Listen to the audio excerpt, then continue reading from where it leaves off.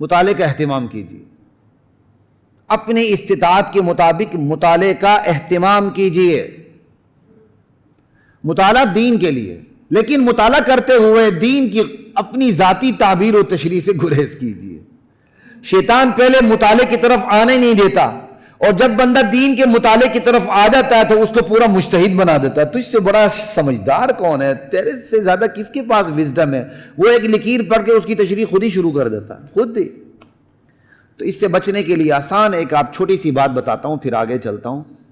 دیکھیں دین کی وہی تعبیر و تشریح معتبر ہے جس کا سیرہ جا کے نبوت سے ملے، جس کا سیرہ جا کے، یہ نہیں کہ آپ کیا کوئی وہ کہ ایسا ہو سکتا ہے کہ قانون کے ایک آرٹیکل کو آپ پکڑ لیں، دستور کے ایک آرٹیکل کو پکڑ لیں اور اس پر آپ فیصلے کرتے پھریں؟ ایسا تو نہیں ہوتا۔ جس کی پورے دستور پہ نظر ہوگی وہ کسی ایک آرٹیکل کی بھی صحیح تعبیر و تشریح کر سکے گا، وگرنہ نہیں کر سکے گا۔ یہ تو نہیں کہ 2 لائن کے دستور کو آپ نے آرٹیکل کو پکڑ لیا اور آپ نے تشریح شروع کر دی اور آپ کو پتہ ہی نہیں چلا کہ دستور کی 10 دیگر دفعات سے آپ کی تشریح ٹکرا رہی ہے جا کے۔ دین کا معاملہ اس سے زیادہ نازک ہے۔ تو ایک بات پلے باندھ لے بتا دوں، دین کی وہی تعبیر و تشریح معتبر ہے جس کا سرا جا کے نبوت سے ملتا ہے، اور دین کی وہ تعبیر و تشریح جس کا سرا اصولی طور پر نبوت سے نہیں ملتا وہ مردود ہوتی ہے۔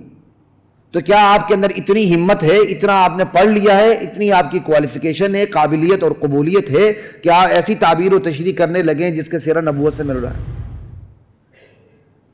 جب آپ کی وہ فیلڈ ہی نہیں ہے تو جو کچھ پہلے سے لکھا ہوا ہے اس پر اکتفا کیجیے گا۔ اس پر بہت کچھ کہا جا سکتا ہے لیکن ابھی وقت نہیں، صرف میں اصولی باتیں کر رہا ہوں۔ مطالعے میں آپ اس کا اہتمام کریں۔ پھر مطالعے میں پورے رمضان میں آپ نے فوکس کسے کرنا ہے؟ سب سے پہلے عقائد کو۔ عقیدے کے بغیر بندہ مسلمان نہیں۔ 100 حج بھی کر لے پھر بھی کافر رہتا ہے۔ ایک حج بھی نہ کرے گناہگار ہے، عقیدہ صحیح جنت میں جائے گا انشاءاللہ، سزا پا کے یا بغیر سزا کے۔ عقائد کا اہتمام کیجیے، 1۔ اعمال کا اہتمام کیجیے، 2۔